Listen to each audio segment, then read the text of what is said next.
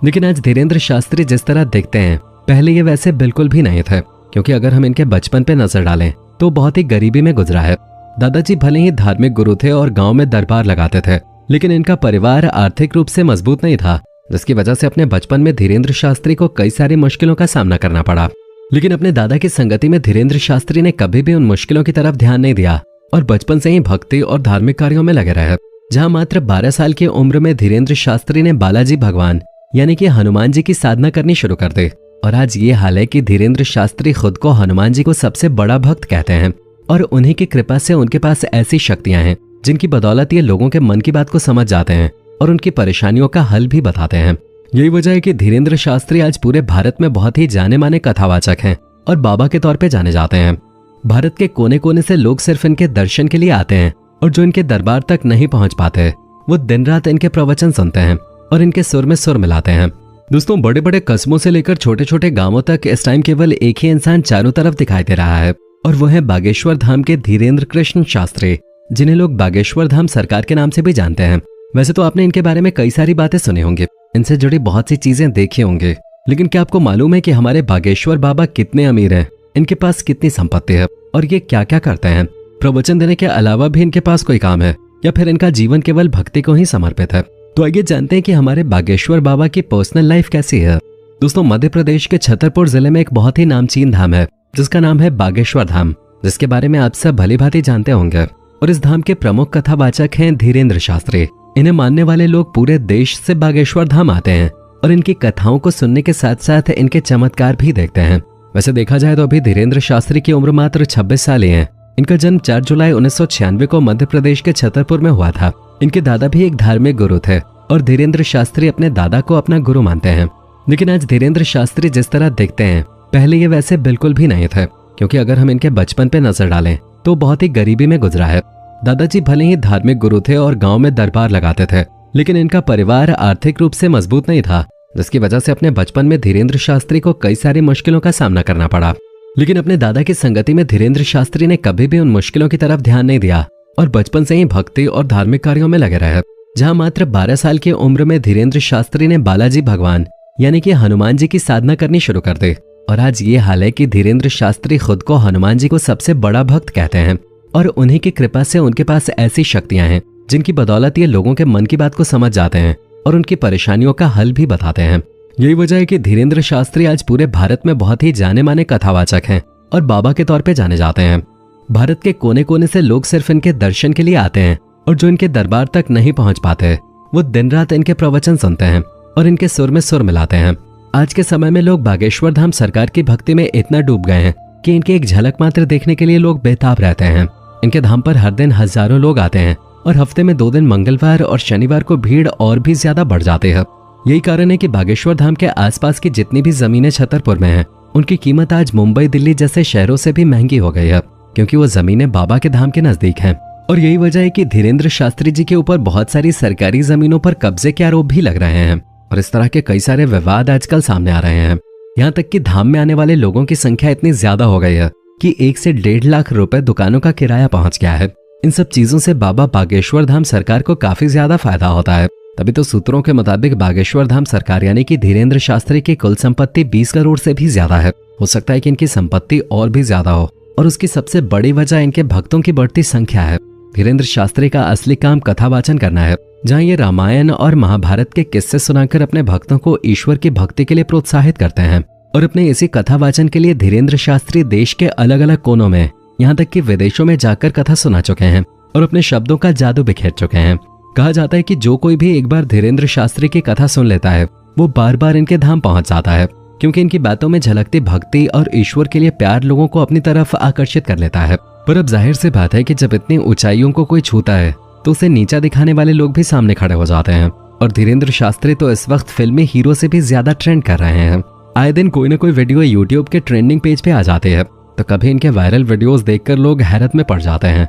इसी वजह से धीरेन्द्र शास्त्री को सिक्योरिटी की भी खास जरूरत है, जो हर वक्त इनके आसपास मौजूद रहती है।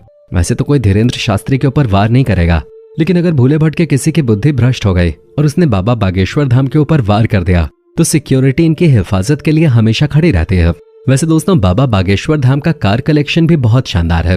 धीरेन्द्र शास्त्री के पास टोयोटा की बहुत ही शानदार और पॉपुलर एसयूवी फॉर्च्यूनर है। बाबा एसी से चलना पसंद करते हैं, लेकिन उसके अलावा भी उनके काफिले में कई सारी गाड़ियां शामिल हैं, जिसमें टाटा सफारी और इनोवा जैसी बेहतरीन गाड़ियां शामिल हैं। इतना ही नहीं, आज धीरेन्द्र शास्त्री इतना बड़ा नाम बन गए हैं कि उनकी सिक्योरिटी के लिए पुलिस की गाड़ियां भी हर समय तैनात रहती हैं। अब अगर हम बाबा धीरेन्द्र शास्त्री के घर की बात करें तो बचपन में उनका घर काफी छोटा था और कच्चा बना था। उसी कच्चे मकान में इन्होंने अपना पूरा जीवन बिताया, लेकिन अब इनका मकान पूरी तरह से पक्का हो चुका है। पर अभी भी इनका घर महलों की तरह नहीं है। इन्होंने काफी आलीशान घर बनवा लिया हो, जिसने शाहरुख खान के मन्नत और मुकेश अंबानी के एंटेलिया को फेल कर दिया हो। ऐसा नहीं है। अगर आप धीरेन्द्र शास्त्री का घर देखने जाएंगे तो इन्होंने अपने गांव में ही एक साधारण सा 2 मंजिला मकान बनवाया है, जिसे देखकर ऐसा बिल्कुल भी नहीं लगता कि ये उसी शख्स का घर है जिसके दरबार में बड़े बड़े सेलिब्रिटीज नाच गाना करते हों। लोग इनकी एक झलक पाने के लिए बेताब रहते हैं और ये चाहें तो किसी के भी मन की बात समझ जाते हैं। इस तरह के ताकतवर लोग अक्सर बड़े और आलीशान घरों में रहना पसंद करते हैं, लेकिन धीरेन्द्र शास्त्री ऐसे बिल्कुल भी नहीं है। वो अपने परिवार के साथ इसी घर में रहते हैं, लेकिन दिन के आधे से ज्यादा समय धीरेन्द्र शास्त्री बागेश्वर धाम में कथा वाचन करने में बिता देते हैं और महीने में कई बार तो इन्हें देश के अलग अलग हिस्सों में कथा वाचन करने के लिए जाना पड़ता है। यानी कि हमें और आपको इनका जीवन जितना आसान दिखता है उतना है नहीं। धीरेन्द्र शास्त्री को भारत का नंबर 1 कथावाचक बनने के लिए बहुत मेहनत करनी पड़ेगी। लेकिन हाँ, ये बात भी सच है कि बाबा धीरेन्द्र शास्त्री जितने ही ज्यादा फेमस हैं, ये उतने ज्यादा विवादों से भी घिरे रहते हैं।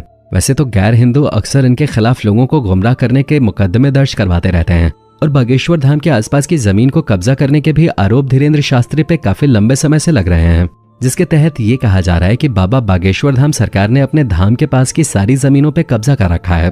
कई सारी दुकानें किराए पे उठाई हैं, जिनका ये लाखों में किराया लेते हैं। और हद तो तब हो जाती है जब दूसरे धर्मगुरु धीरेन्द्र शास्त्री के ऊपर पाखंड फैलाने का आरोप लगाते हैं। लोगों का कहना है कि धीरेन्द्र शास्त्री को किसी का भी मन पढ़ना नहीं आता है।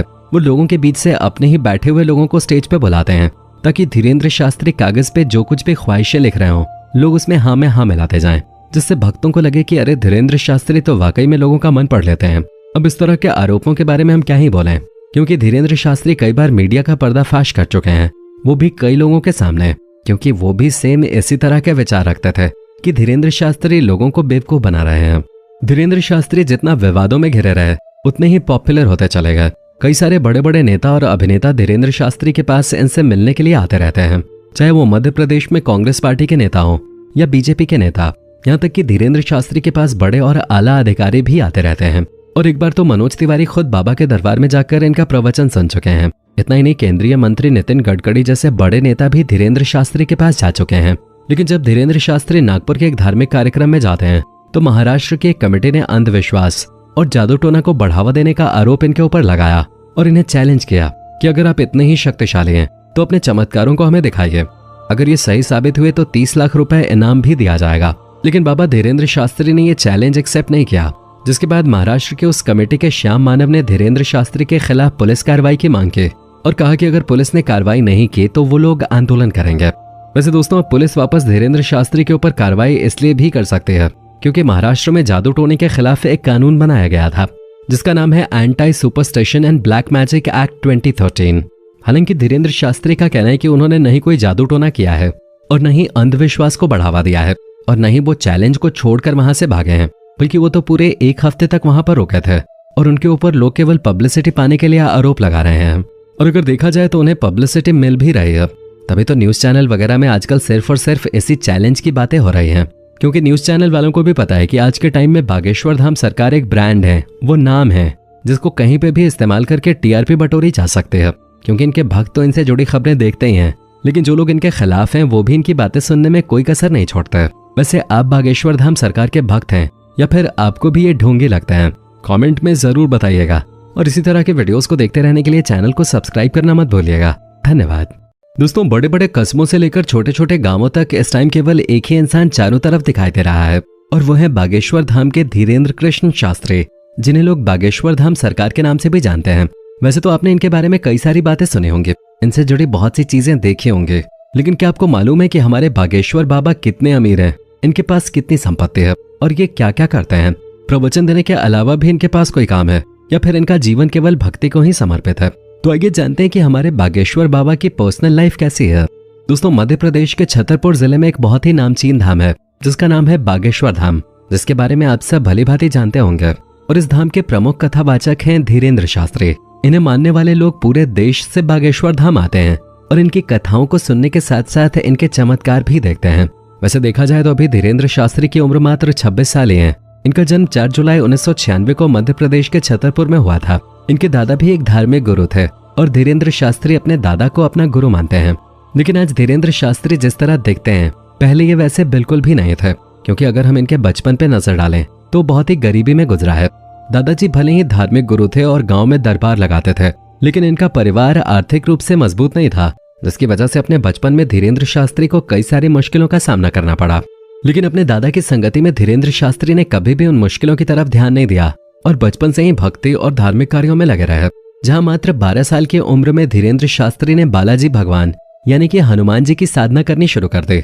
और आज ये हाल है कि धीरेन्द्र शास्त्री खुद को हनुमान जी को सबसे बड़ा भक्त कहते हैं और उन्हीं की कृपा से उनके पास ऐसी शक्तियां हैं जिनकी बदौलत ये लोगों के मन की बात को समझ जाते हैं और उनकी परेशानियों का हल भी बताते हैं।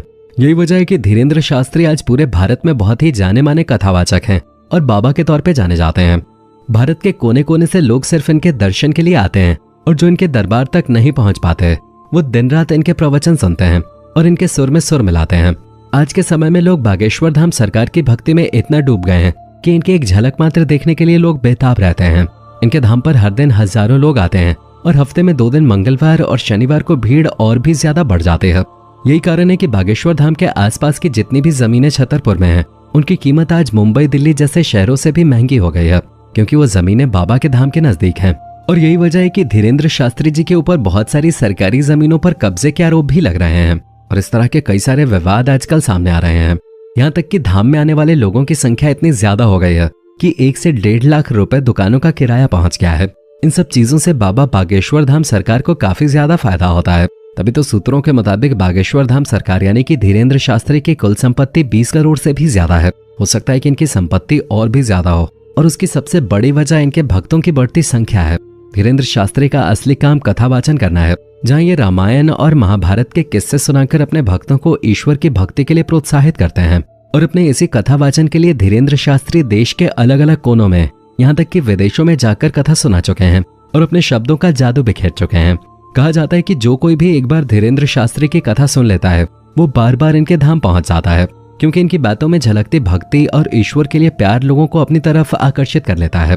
पर अब जाहिर सी बात है कि जब इतनी ऊंचाइयों को कोई छूता है तो उसे नीचा दिखाने वाले लोग भी सामने खड़े हो जाते हैं। और धीरेन्द्र शास्त्री तो इस वक्त फिल्मी हीरो से भी ज्यादा ट्रेंड कर रहे हैं। आए दिन कोई ना कोई वीडियो यूट्यूब के ट्रेंडिंग पेज पे आ जाती है, तो कभी इनके वायरल वीडियोस देखकर लोग हैरत में पड़ जाते हैं। इसी वजह से धीरेन्द्र शास्त्री को सिक्योरिटी की भी खास जरूरत है, जो हर वक्त इनके आसपास मौजूद रहती है। वैसे तो कोई धीरेन्द्र शास्त्री के ऊपर वार नहीं करेगा, लेकिन अगर भूले भटके किसी की बुद्धि भ्रष्ट हो गई और उसने बाबा बागेश्वर धाम के ऊपर वार कर दिया तो सिक्योरिटी इनकी हिफाजत के लिए हमेशा खड़ी रहती है। वैसे दोस्तों, बाबा बागेश्वर धाम का कार कलेक्शन भी बहुत शानदार है। धीरेन्द्र शास्त्री के पास टोयोटा की बहुत ही शानदार और पॉपुलर एसयूवी फॉर्च्यूनर है। बाबा एसी से चलना पसंद करते हैं, लेकिन उसके अलावा भी उनके काफिले में कई सारी गाड़ियां शामिल हैं, जिसमें टाटा सफारी और इनोवा जैसी बेहतरीन गाड़ियां शामिल हैं। इतना ही नहीं, आज धीरेन्द्र शास्त्री इतना बड़ा नाम बन गए हैं कि उनके सिक्योरिटी के लिए पुलिस की गाड़ियां भी हर समय तैनात रहती हैं।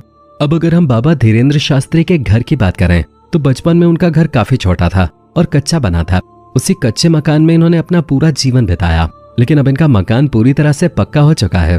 पर अभी भी इनका घर महलों की तरह नहीं है। इन्होंने काफी आलीशान घर बनवा लिया हो, जिसने शाहरुख खान के मन्नत और मुकेश अंबानी के एंटेलिया को फेल कर दिया हो, ऐसा नहीं है। अगर आप धीरेन्द्र शास्त्री का घर देखने जाएंगे तो इन्होंने अपने गांव में ही एक साधारण सा 2 मंजिला मकान बनवाया है, जिसे देखकर ऐसा बिल्कुल भी नहीं लगता कि ये उसी शख्स का घर है जिसके दरबार में बड़े बड़े सेलिब्रिटीज नाच गाना करते हों। लोग इनकी एक झलक पाने के लिए बेताब रहते हैं और ये चाहें तो किसी के भी मन की बात समझ जाते हैं। इस तरह के ताकतवर लोग अक्सर बड़े और आलीशान घरों में रहना पसंद करते हैं, लेकिन धीरेन्द्र शास्त्री ऐसे बिल्कुल भी नहीं है।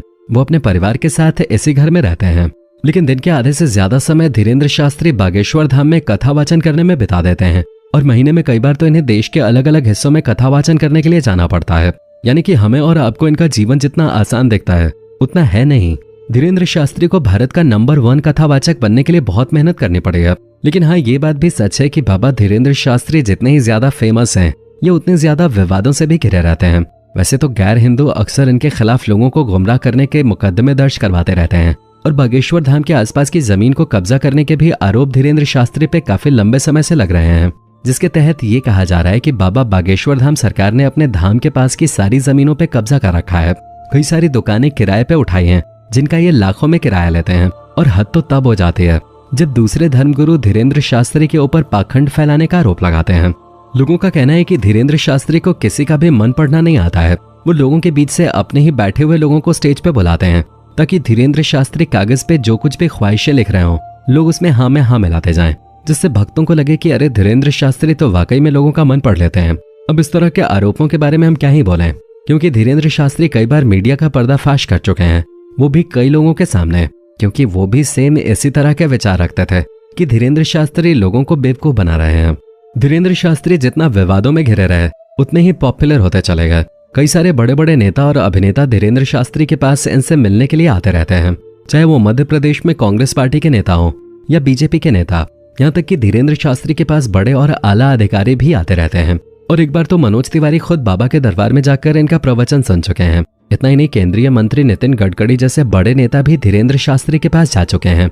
लेकिन जब धीरेन्द्र शास्त्री नागपुर के एक धार्मिक कार्यक्रम में जाते हैं तो महाराष्ट्र की एक कमेटी ने अंधविश्वास और जादू टोना को बढ़ावा देने का आरोप इनके ऊपर लगाया और इन्हें चैलेंज किया कि अगर आप इतने ही शक्तिशाली हैं तो अपने चमत्कारों को हमें दिखाइए।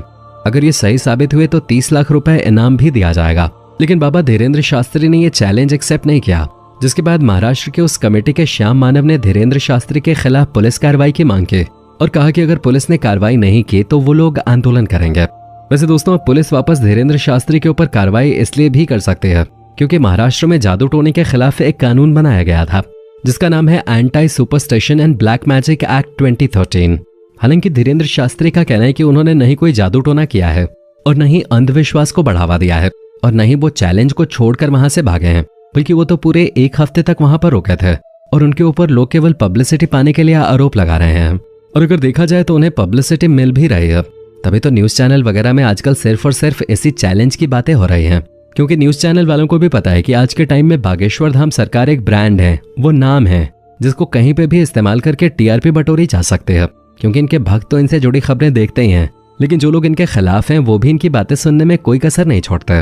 वैसे आप बागेश्वर धाम सरकार के भक्त हैं या फिर आपको भी ये ढोंगी लगते हैं? कमेंट में जरूर बताइएगा और इसी तरह के वीडियोस को देखते रहने के लिए चैनल को सब्सक्राइब करना मत भूलिएगा।